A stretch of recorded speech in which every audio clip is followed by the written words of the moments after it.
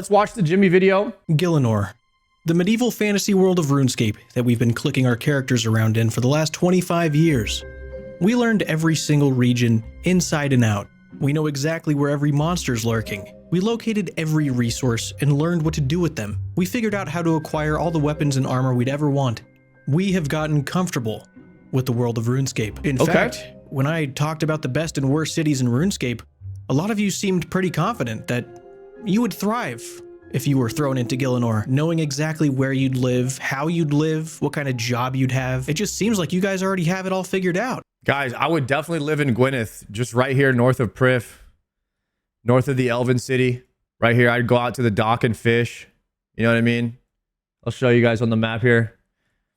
I'd live right here north of Gwyneth. There's a little mill here. You know, I could make some bagels at the mill. We can grind the flour, and then we can cook it at the cooking range. We can get some water. You know what I mean? I could go out here. I could go sailing on my boat. I could fish. You know, I could do some hunting over here during the day. I'd be a hunter, and I would come back home. That'd be my life. If I need to go into the city to get something, I can go into Prif right here. It's not too far away. Yeah, Gwyneth is the best spot on the map. I don't care what anybody says. That's my home. So I've brought you here. You've just been teleported, summoned, isekai'd, it doesn't matter what you call it. You've officially just left your old life behind and now you're here. But I mean, you should be fine. You've played this game or at least watched someone else play it. You've got some ideas of where to start, but there's just one problem. And by one problem, I mean two. First off, the Gielinor you think you know is not Gielinor at all. That's the fake scaled down video game version. You've been taken to the real life, fully scaled, canonical Gielinor, the one that they talk about in the books. The Gielinor that takes 3 days to travel from Taverley to Berthorpe. This door to... There's no way. Guys, there's a RuneScape book? I had no idea. So there's like a full-on lore thing going on behind the scenes I didn't know about. Yeah, dude, that would actually suck if it took 3 days to walk to one city. I don't know if I could do that. The teleports would be OP in the RuneScape world. Imagine you could just teleport anywhere in real life like that. You're like, all right, 3-hour drive? Nah, just use a law rune. Done. That statue is several miles away. 2 days on horse to get from Varrock to Barbarian Village. I mean, it's well known that Falador has at least 40,000 people living there. You didn't think something was off when you teleported there and only saw like 30? Secondly, you were teleported here as you. Not your... Well, that depends if it's after a riot. If there's a riot going on, I mean, there does feel like there's about 40,000 people in there. So, I mean, it just depends. Overpowered, lawless player character you've been controlling that goes wherever they want, whenever they want. Absolutely not. You see that confused looking level 2 man in the courtyard? Well, that's you. That is literally you right now. You are looking at yourself. I don't know how you're doing that.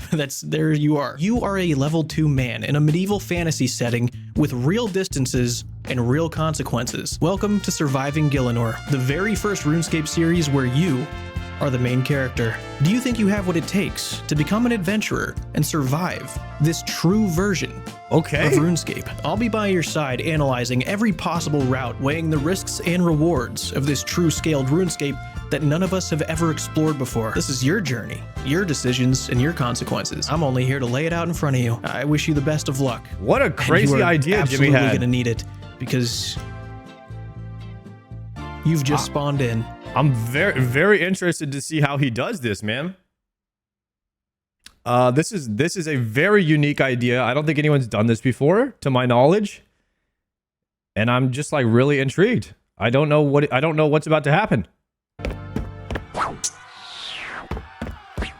We need to get our old characters' lawless behavior out of our minds, because if we don't, and we try and live like them, we'll be in a lot of trouble or killed. Within seconds of our player character entering the mainland, they were able to turn around and just casually stroll into the Lumbridge castle, right into the kitchen where they cook all the royal nobles' meals, and even right upstairs to the Duke's bedroom, door open and all. We're gonna assume that Gielinor comes to life here a bit, and this castle is like every other castle. In the real Gielinor, this castle would have guards. A commoner or unknown guy has never just strolled into a castle without meeting any sort of resistance. You're not getting in there. There's a duke in there.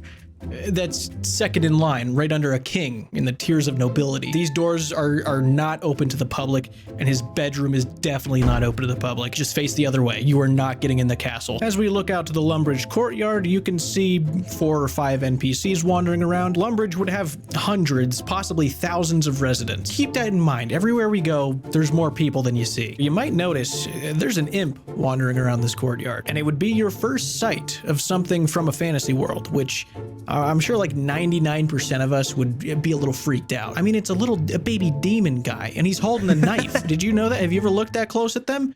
He's holding a big knife. It would just kind of depend on how everyone else was reacting. But if people start running and freaking out when the imp comes along with its knife, you should also run and freak out. But okay, this series goes well, it's going to be a great series. We need to make a plan. Who can we turn to? How do we get any advice? Dude, Jimmy's imagination is like on another level. Do you guys think Jimmy had imaginary friends when he was a kid? Because his imagination is like top tier. I could never even think of something like this. Any help at all? We got Hans. He's a creep. Hans keeps a journal of everyone's age. He's already got you written down. You're 5 minutes old, according to him. But we've also got G and Donnie. They actually tell you that you can buy a map from the general store, which is actually very useful information. If it's a real map, you're going to want to prioritize getting that. We see Phileas, the Lumbridge guide, which is an amazing find. He points you in the direction of the combat tutors, probably a few minutes walk away. And these tutors here are going to be your lifeline. The fact that this Gielinor has combat tutors is so nice for you. That might have just saved your life entirely. I remember talking to these that guys. There's maybe 5 or 6 of you total that maybe took fencing lessons, or you did some archery in high school. You'll be a step ahead. That's great for you. But the rest of you better hope these guys give some lessons for free. You don't have that initial 25 coins from Tutorial Island unless you were really quick. I mean, you don't have a job yet, so you don't have a consistent payroll coming in. But while we're on the topic of money, hey, so you guys know money? Oh, the sponsor segue You're here. 3 steps ahead for this next part when I talk about Chime. America's #1 choice for banking. Chime. It's a financial app and a debit card that millions of Americans use. Dealing with finances can be tough, especially when you're you. 82% of Americans don't have a high-yield savings account, and Chime is here to fix that. They have a 3.75% APY, which is crazy. I was actually curious. I looked up mine, 0.04, and that was the moment I decided I'm actually going to use this. Set it up once, your money's growing automatically. Here's some live footage of me earning money with Chime. Isn't that crazy? That's awesome, dude. right? Set savings goals for things like an emergency fund, a Jimmy's vacation, really good at maybe these a new sponsors. laptop, and you can watch He's it really good at progress. them. When you set up and use your Chime card, you can get 5% back on a category of your choosing. You're going to be blown away about what 5% means. You're going to see your cash back, and you're going to start clapping. All right. Involuntarily. Thank you to I'm Chime down for sponsoring I'm today's sold. video. I Now, the might have to melee sign up for Chime, guys. Jimmy sold me already on the APY thing. tutor, I'm going to take a wild guess that this guy's going to be the greatest help. He is the most valuable helper we've found and probably will find for a while. He has to make a living. He probably does charge for lessons. Did any of you guys ever go to these guys and just talk to them to get the free weapons, and then you just start killing rats or chickens? This is what I did when I first started the game. I went and talked to this guy over here with the bow. I was like, I want to be the greatest archer that Gielinor's ever seen. And I grabbed a bow and some starter arrows, and I started killing rats and chickens. That's what I did my first hour in RuneScape. But I'm sure he would help out someone, looking as helpless as you do right now. You can take a shot talking to the range tutor and the mage tutor and learn what you can. Drop all your mine and arrows, you can get more from them anytime. Range is going to be a lot harder to maintain. Making arrows would be a nightmare. I had no idea you could abuse the magic tutor and just claim as many mine runes as you want. I went to Barbarian Village. I got the 10K from doing the test or the RuneScape quiz, and immediately bought all mine runes with them. I bought like 10,000 mine runes or something. You have to do all of it from scratch. Every single individual arrow. And magic... Maybe it was 2,000. I mean, you've never used magic before, and you need runes. So unless you figure out a reliable way to get runes and make arrows immediately, probably not the best idea to go with those combat styles. The most practical thing to do here is to grab the old sword and board, just like your ancestors did. I mean, the worst case scenario here, if this tutor, you know, if he gives you the stuff but doesn't really want to teach you anything about them, I mean, having a shield blocking something is way better than just having your arm blocking something. I'll tell you that much. A lot of the tutor's dialogue is very fourth wall breaking, a lot of talk of UI and equipment slots, all that. So to translate it to the real Gielinor, we'll assume that they're willing to teach you the very basics. We're gonna use the sword and shield and be fine for now. We'll worry about all the other combat styles later. Maybe we'll never need them. Dude, so how does he animate these guys to do now this? what? It's What do we do? Well, the next thing you realize is when you look up, the sun is no longer in the same location that it was. It's going to be nighttime in Gielinor soon, which is crazy. We come to the primary concern of this entire series. We have to learn how to survive. Okay. We have to figure out basic necessities, some kind of source of income. We should probably start asking around about, you know, where we should stay. What I did, guys, I stole from the man. I stole from the man so I could buy stuff at the general store. That's what I did for money. Don't tell anyone. For the nights, I should say. You're here now. We're gonna want to stay in Lumbridge for a while. The threats that surround Lumbridge are a lot less deadly than the threats that surround other cities. You'll notice from this terribly labeled map that I've put together here, the farther away that you get from Lumbridge, the more deadly and scary the dangers are. Most things right now, you will not stand a chance. So let's look at income. We need money. Any money at all would be great. And there's really only one quest in all of Lumbridge that's extremely basic that we have access to. Cook's and that's assistant. sheep shearer. It's a relatively straightforward task, just shearing a bunch of sheep, turning it into balls of wool, and returning. At least that's how simple it used to be. You learn that Fred the farmer's place is actually a 1 to 2 hour walk. He's not right next door. This world is bigger. We're gonna find that out about most places. We're gonna talk more about travel in a little bit, but let's just assume for now you've accepted that. You're gonna take the 1 to 2 hour walk and see what's going on. The first challenge comes along before you even get there, because there's goblins on the road. Bro, what if you could, what if he modded his RuneScape? I don't know how you would do that, but like once you got on the road, it took you like 100 times longer to move. And so he actually had to, when you get to the road, you have to go extremely slow. You can only move the normal speed when you're inside of a building or a actual place. To Fred the farmers. Goblins, as we know them, they're not aggressive if you get close to them. They don't just start swarming you. There's not a horde of goblins attacking you when you first start, but goblins are very unpredictable. In the book Betrayal at Falador, goblins are referenced. As a tribe, they posed no threat to the human cities. They were incapable of organizing any standing army, and as individuals, they were to be found wandering the roads where they were akin to beggars. He had fought only one goblin the year before. It had been stealing from a farmer. But later, our pal Doric, when he's talking about an atrocity committed by goblins, he's quoted saying, "Goblins kill for the sake of killing." If I were to guess, based off where That's cool he how lives, he showed the book. he probably sees a lot of goblins, so he's probably pretty over them at that point. There's no telling if they just one day decide that today's the day they're going to attack a human and see what happens. That's as far as they've gotten with that thought, and they're going through with it. And you're the one that they see. So we just need to be really careful, even if it's just goblins that we're passing by. We need to stay mindful that they're unpredictable, but if you do make it to Fred's, you get past those couple goblins, then you're set. Yeah. Technically, Doric lives pretty far away from the goblin village, actually. I think he's safe. I mean, look at the map, dude. Distance-wise, I mean, I'm going to give that at least 45 minutes of walking before he even encounters a single goblin. You know what I mean, guys? Like, distance ratio, unless it just doesn't hold up. Maybe in the books, maybe this is not scale accurate. And if it's not scale accurate, I'm going to have to talk to Jagex about this because I need my game to be realistic. Passing by. We need to stay mindful that they're unpredictable, but if you do make it to Fred's, you get past those couple goblins, then you're set. You get there, and he tasks you with shearing sheep, and you spend the entire day shearing 20 sheep because that's how long it would take to shear 20 sheep. 20 different sheep with 20 different personalities. That could be difficult. So you spend the entire day learning how to shear sheep for the first time. It's way more annoying than you thought. And then it hits you. You remember this as you're starting to imagine your 1 to 2 hour walk back to the castle. It's the castle.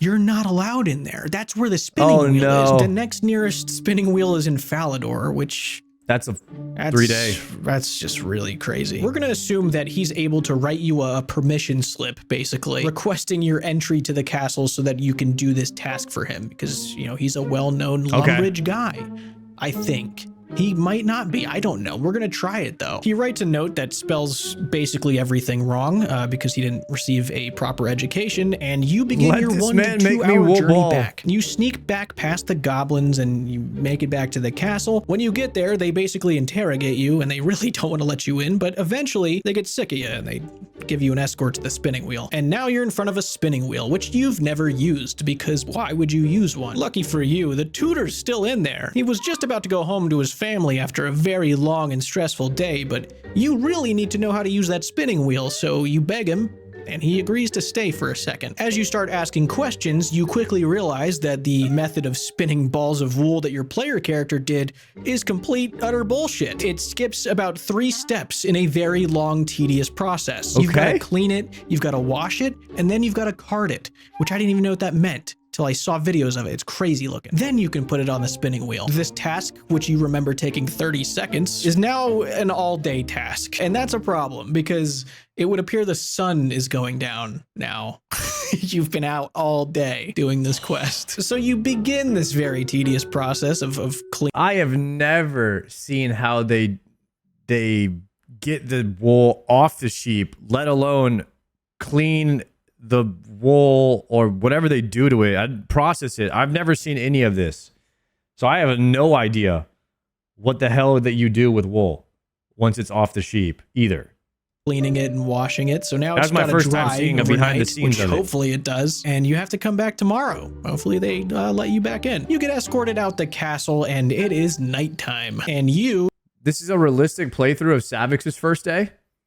Damn, did he really take this long on this quest? Still have no money. Long story short, you wander around a while before you find an unoccupied tree trunk and you get the worst sleep of your life. On the tree.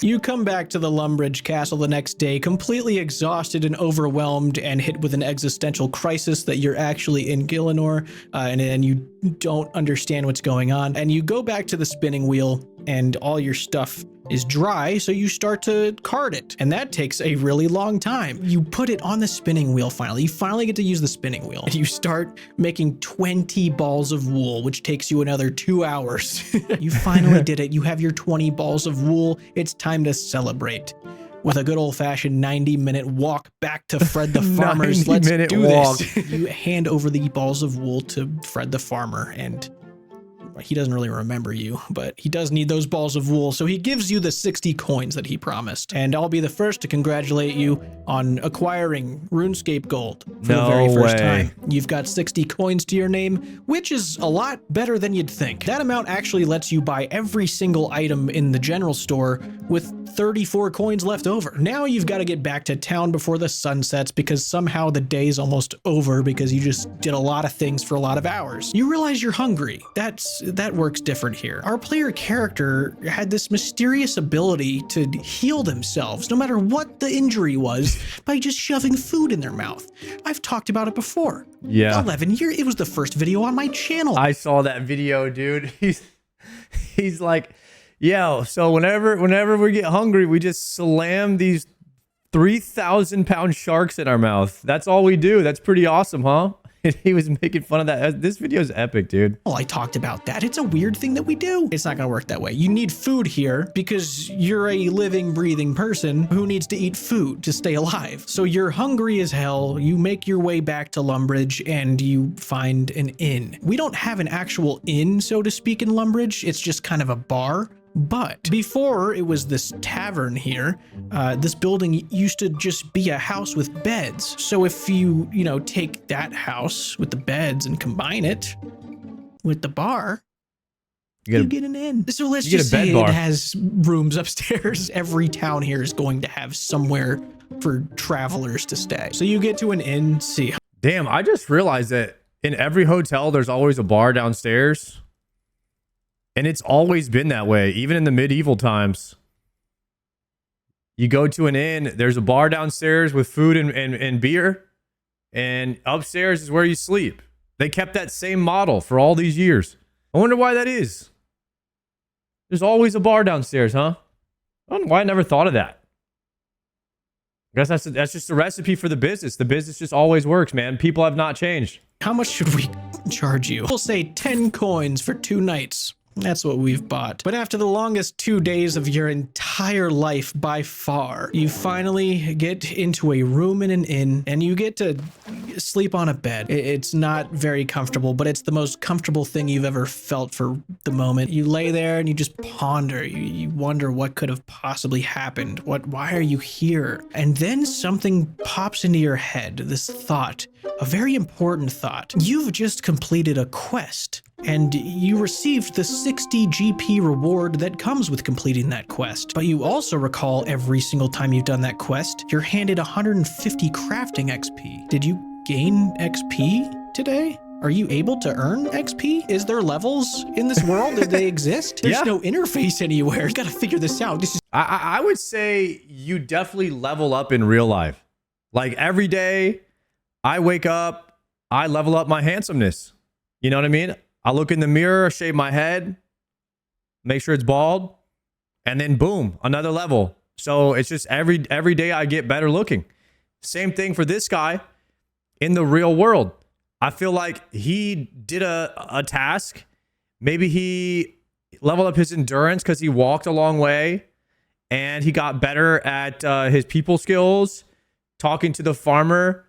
And he got better at, he grew his expedition knowledge of going inside the castle and exploring.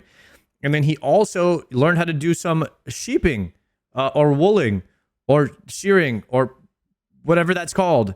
And he gained that knowledge. So now he knows how to do that. So like he's leveling up. He's leveling up some skills. This is extremely important for the entire series. We need to know, is XP even real? I'd say yeah. This one's going to be tough, and it's a really, really important thing to find out. Is XP real? Does it serve any actual purpose here? Are levels real? Can we level up? Do levels do anything? What do they mean? When the player character first spawns in, all of those NPCs on Tutorial Island, they're all extremely aware of levels and skills and UI. Basically, every NPC you talk to there breaks the fourth wall somehow. The chef telling you to click, referring to a mini-map, which leads me to believe that Tutorial Island NPCs and Tutorial Island itself doesn't exist. Is not canon because there's simply no reason for it to exist in the real world. We always saw the NPCs at a permanent combat level. They never went up or down. It was always constant. Are NPCs born with those levels? Are those levels even understandable by anybody? Is that just something that the player character sees and only them? If you get 36 strength, is it? I think the player levels are a general understanding of how you perceive that person's prowess in combat to be. They have a general prowess of 69. Nice. That's what I think. Permanently 36 in this world, or can it go lower if you don't practice and stay in shape? Do you need to maintain all of your skills? Is it constantly fluctuating depending on what you've been practicing lately? At first, I was gonna say, no, combat levels in general, they're not real. That's a player character thing. In the real Gielinor, you know, you can train just like in real life. You can improve at things. You can get stronger by practicing a lot. But there's no numerical experience that pops up that correlate to some level in a hidden interface somewhere. But then I unfortunately remembered this guy, Cerseus, in the dream. Some of you guys would be a lot better at life if there was a number correlated to everything that you do and the number went up every time you did something. Can you imagine every time you parallel parked, bing, you got experience? Y'all would be parallel parking all day. Just be backing in there. Hell yeah, I'm leveling up right now. Some of you guys might actually go to the gym. Level up your strength. Dream Mentor quest, Cerseus is 126 combat, the maximum level for player characters. He's aware of stats, he's aware of his combat level, he understands that levels exist and you're able to level them up. And this really throws a wrench into everything I was thinking about NPCs here. Can all other NPCs raise their levels? If they became aware of the fact that you can raise your levels, would they all start training? Is Cerseus even an NPC? What is he? You guys want to know what I think? I think that's the isekai character. I think that's who that is. But that's just a game theory. No matter what angle you look at this from, Cerseus is an anomaly here. His existence and the logic he follows is different from every other NPC in the game. So it's really not the most reliable. He called him Cerseus? I would read this as Siri sus. Siri sus. Thing to look at to represent the rest of the world. But I'm going to say that his understanding of XP, the fact that he was able to gain XP and get levels up, it proves that to some extent, XP is real. But the next layer to that question is, does XP even matter? The concept of levels has still not been made clear. So I do have a theory that would prove that every human starts at level 2 and can level up. Let's look at the White Knights for a second, because I think their situation and their system is probably our biggest case we have for this. The White Knights have level variants of 36, 38, 39, and 42. After our player character joins the White Knights, Survivin will let us purchase White Knight armor. And the armor we're allowed to buy is based off one statistic: how many Black Knights we kill. If this system is in fact used by the White Knights to determine their rank, then this would explain why there's variations in combat levels. I tried to look more into this, that's why I have to and kill the numbers 1300. completely shattered that concept. So let's look at the level 36 White Knight. It's got 52 HP, 27 attack, 29 strength, 21 defense, and this is the correlating XP amount of those levels. Killing a Black Knight grants 168 XP in whichever main stat you're training, and 56 XP in hit points, which means to get 52 HP off Black Knights, you would need to kill 2,379 of them, which would mean that every single White Knight in existence has committed their own unique genocide. The HP level here makes no sense whatsoever, so we're just going to look at the other stats and use that total. It comes Maybe out they to lied about how many kill they killed. 159 of them, which, don't get me wrong, it's still a pretty alarming number. If this sort of training slash initiation requirement is consistent throughout the world, if this is commonly used, it would explain why different NPCs from different backgrounds share the same combat level. For example, in Ardoin, if you're a Knight of Ardoin, you're the same combat level as every other knight because you had to kill X amount of whatever in order to join. You did what everyone else had to do. Hence why you're all the same combat level. Look, I know this isn't a perfect explanation here, but I mean, I'm just trying to help you out. Okay. Remember, I'm doing all this for you and your sake. Okay. I'm fine. I'm never calling it Ardoin. Neither am I.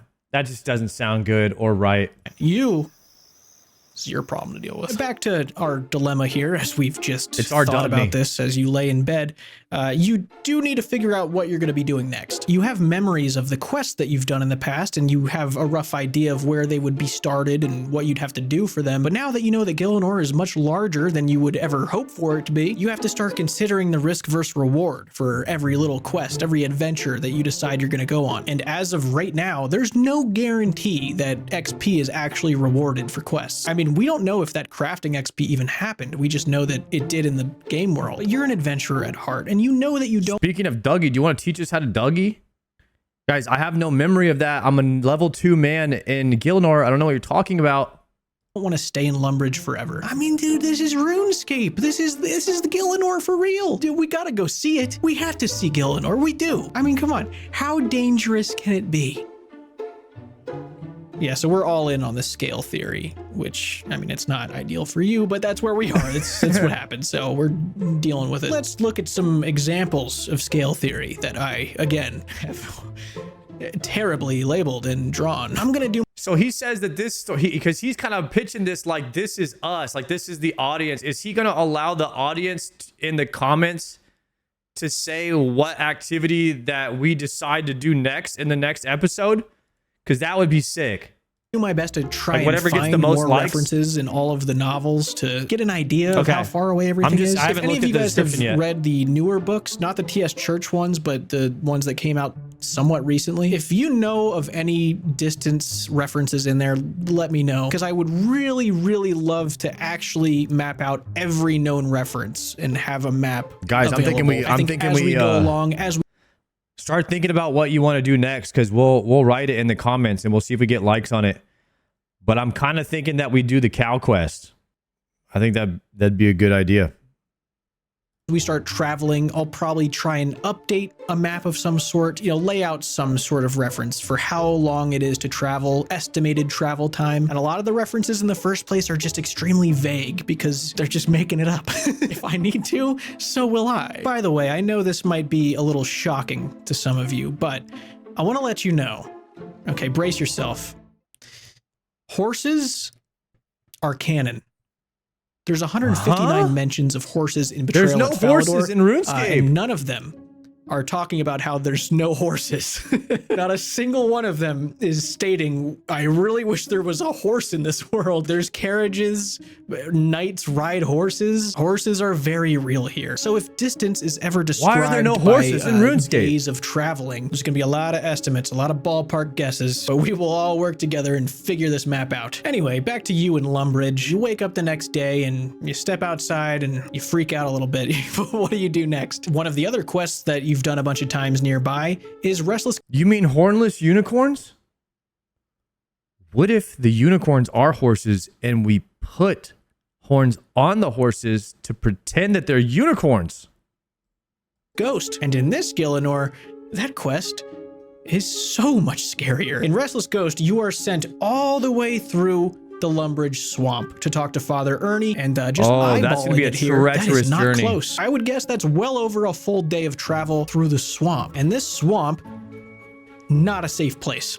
Not a great place to hang out, I'll say it. There's giant rats, big frogs, giant frogs. I mean, you could try your luck and stay along the coastline, but you'll definitely make your trip a lot longer that way, and there's no guarantee that those monsters won't simply just go to the coastline and attack you. Yeah, aggro radius, that's a game mechanic. That is no longer a thing you can think about anymore. If a monster sees you and wants to kill or eat you, it will hunt you forever. It's going to chase you, and it will continue chasing you until one of you out-tires the other, or it catches you. And every monster in this swamp, if it chooses to be aggressive, is stronger than you. You could try going through the forest instead of the swamp, but you have to really, really hope that the bears that were actually there in 2004, 2005 are for some reason no longer there. But it is a forest, and it would make a lot of sense for a bear to be in a forest. That's where they live. They're notoriously, bears are in forests. That bear is a much larger concern than any of the swamp enemies. Not to mention, you gotta curl around the fence, and there's a unicorn that's just chilling there. And we don't know what unicorns do. We don't know what they're capable of, what they're thinking. They could be humanity's biggest enemy for all we know. It's a unicorn. Technically, you could stay along actual roads, but as we know, those aren't really safe either. It would also make your journey extremely long. And you still got to go through a little bit of the swamp anyway. Also, I've just remembered something now that I'm saying that. I wonder if level 2 men and women can use the home teleport spell, the level 1 no runes required teleport spell. I feel... Yeah, how does magic fit into the real world? Because it is a mythological world and everything. So if you're trying to do it realistic, like you'd only be walking in the beginning, right? Home teleport? That's like ruby slippers in Gone with not what is it? Not Gone with the Wind, damn it. The Yellow Brick Road one, Wizard of Oz, where she clicks her slippers and she goes home. You know what I mean? Are we allowed to do that?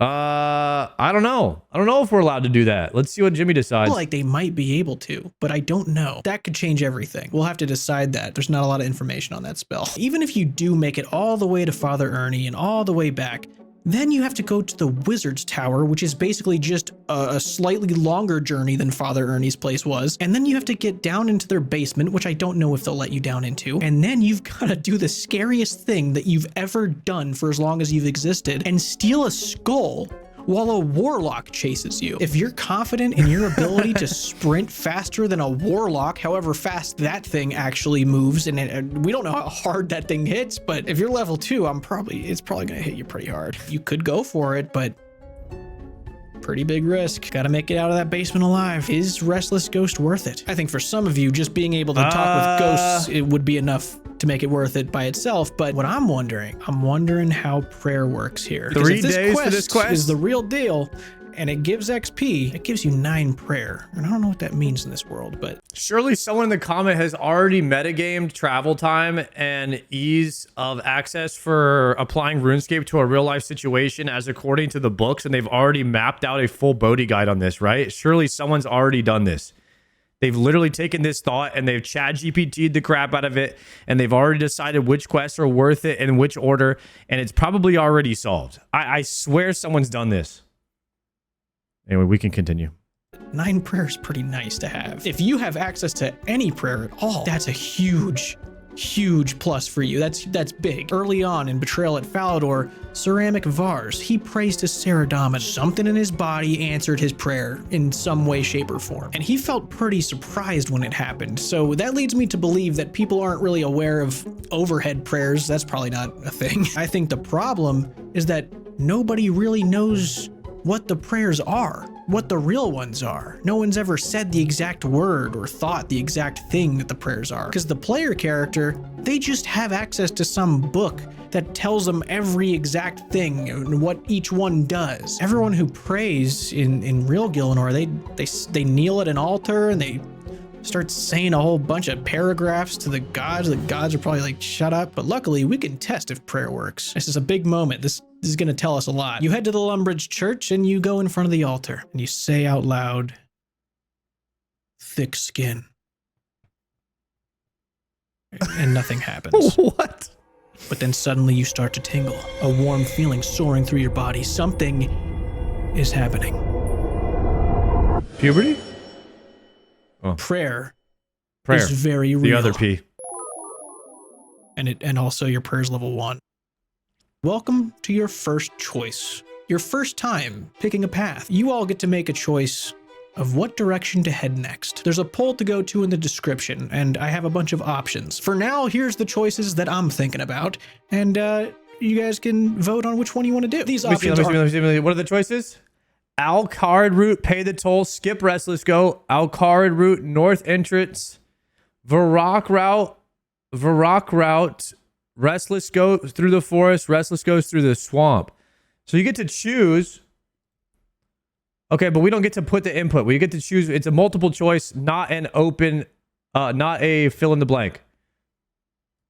I'm thinking Varrock, but what are you guys thinking? I might have to vote real quick. I like to see him go to the city. Maybe hit Varrock, do Children of the Sun, and hit Varlamore. That could be sick too. Aren't set in stone for the next path. If there's a massively agreed upon comment down below, I'll consider that too. But these are here as a baseline for everybody to just quickly vote for. Each of these routes here, they're going to have their own unique set of life-threatening danger, different obstacles that you're going to see for the first time. In my opinion, there's some really obviously wrong choices here that I would hate for you to make. But again, it's your guys' journey. You get to choose which way we go. My suggestion, for whatever that's worth, I'd probably try to do Restless Ghost, because if you complete that quest and then you try and activate a prayer again and it lasts a long time, and then suddenly if you're able to activate a new prayer, we're going to answer a lot of questions. But if we don't do that, we might have to answer those questions a different way. That's for you guys to decide. You can discuss down below. Make your choice. Cool. Thank you guys for watching this very, what a very sick different idea series. for a video. I'm pretty nervous about this, to be honest, but this is fun. This is a lot of fun. A mixture of choose your own adventure and a little bit of D&D factors in there, and just being able to look at the world in a way that we haven't really looked at much. If this first episode goes well, I think I'll probably make a dedicated Discord to announce the next episode, so everyone has a space to theory craft and give ideas, different routes to discuss, because that, of course, helps me have a direction to kind of take things as I take you guys on your journey. I think it'll be nice for you guys to kind of join me in dissecting the different dialogues, looking at the different books, to try and just form this full-scale How is he Gielinor. doing And I this? think it would be really cool if by the end of this series, we have a much larger full-scale Gielinor map that we could maybe work on as a community project. I think that would be incredible. So I think that's where I want to head with it, but I hope you guys liked this. I liked making it. The reason I wanted to do this series in the first place, I'm writing a book.